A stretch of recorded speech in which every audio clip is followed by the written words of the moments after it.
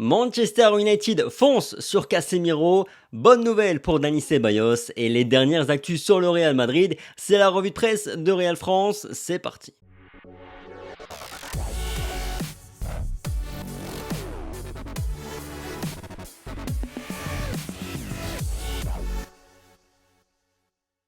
Bonjour à tous, j'espère que vous allez bien. On se retrouve aujourd'hui pour notre revue de presse et on commence sans plus tarder par les unes des deux quotidiens madrilènes. Du côté de Marca, Manchester United en chasse à Madrid.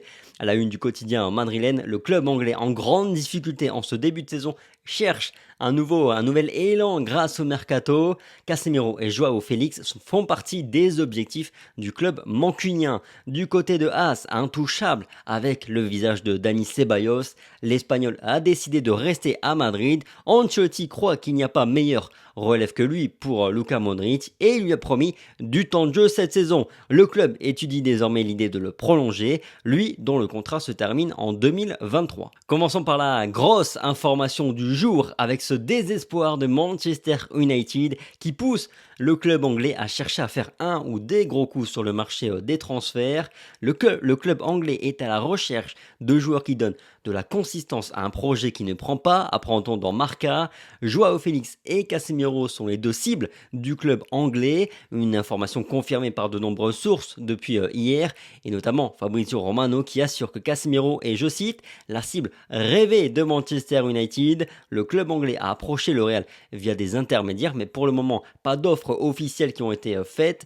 Aux dernières nouvelles aussi, Manchester s'apprête à offrir 60 millions d'euros au Real Madrid. Une somme qui n'a rien de ridicule pour un joueur de 30 ans, mais le club n'a pas l'intention de le vendre à ce prix-là, tant il est important pour Carlo Ancelotti et l'équipe. Concernant le joueur, peu probable aussi qu'il soit emballé par l'idée de quitter Madrid et de partir à Manchester.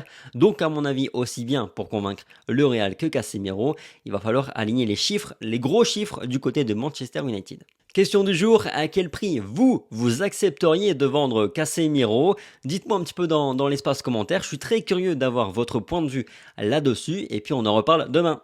Sinon, hier je vous sondais au sujet de Marco Asensio, à savoir va-t-il partir ou non, ce que vous ressentez.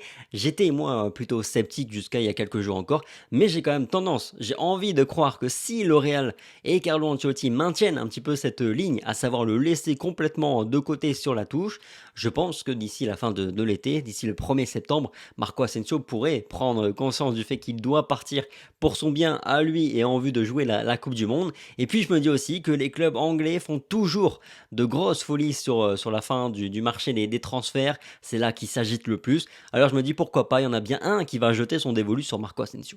Dans son édition du jour, le quotidien Marca fait aussi un petit historique récent des derniers joueurs à avoir perdu de leur étincelle en quittant le club. Il y a bien sûr Cristiano Ronaldo qui a continué à marquer des buts, certes, mais qui n'a pas réussi à s'approcher une seule fois de la Ligue des Champions depuis qu'il a quitté le club.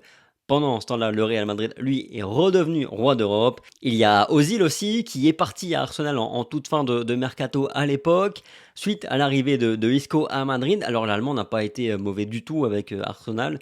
Bien au contraire, je trouve qu'il a été bon, surtout sur les premières saisons. Mais il est vrai qu'il a perdu un statut de top joueur en quittant le Real, comme nous le dit le quotidien Marca. Sergio Ramos, bien sûr, qui a tout perdu en l'espace de quelques mois seulement. Et sa première avec le Paris Saint-Germain a été catastrophique. Il montre des signes de mieux sur ce début de saison. Donc affaire à suivre. En tout cas, on lui souhaite de revenir à un bon niveau. James Rodriguez, qui n'a jamais convaincu Zidane et qui est parti au Bayern Munich. D'abord pour avoir un meilleur rôle. Le Colombien a fait illusion pendant quelques mois et puis il a totalement décliné.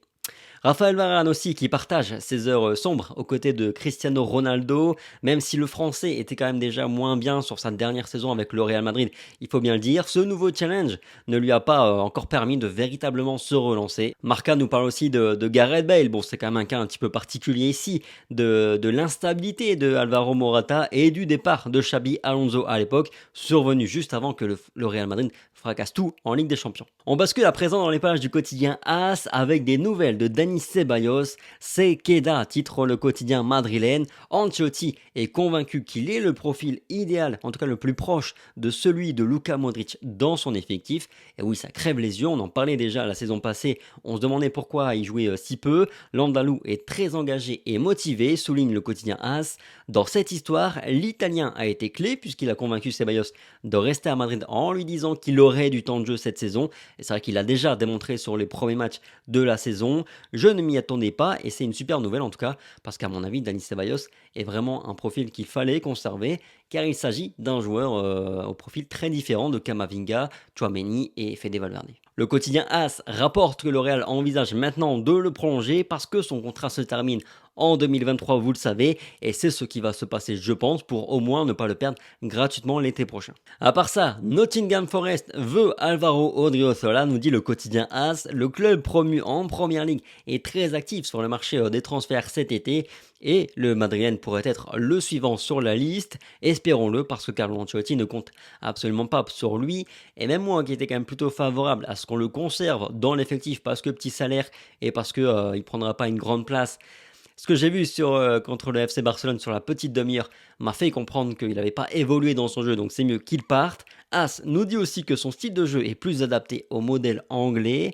Je suis pas forcément convaincu de ça, j'ai plutôt peur qu'il se fasse bouger dans tous les sens, même si c'est vrai que son bon cardio peut matcher avec le foot anglais où ça va un peu d'un but à l'autre. Aussi, l'avenir de Jesus Reynier n'est toujours pas scellé. 3 clubs seraient intéressés pour l'obtenir en prêt cette saison. Il s'agit de Almeria, Girona et le Valladolid de R9, sauf que pour l'instant ça ne passe pas au niveau du salaire pour le club de Ronaldo. Quant à Antonio Blanco, il va être prêté sans option d'achat à Cadiz aux dernières nouvelles. Voilà, c'est tout pour la revue de presse du jour de Real France. Merci pour votre fidélité. Comme chaque jour, le petit like, le petit partage, le petit commentaire, ça fait toujours plaisir. Répondez à notre question du jour. À quel prix vendriez-vous Casemiro? Sur ce, passez une bonne journée, prenez soin de vous comme toujours et puis on se dit à demain. Allez, ciao.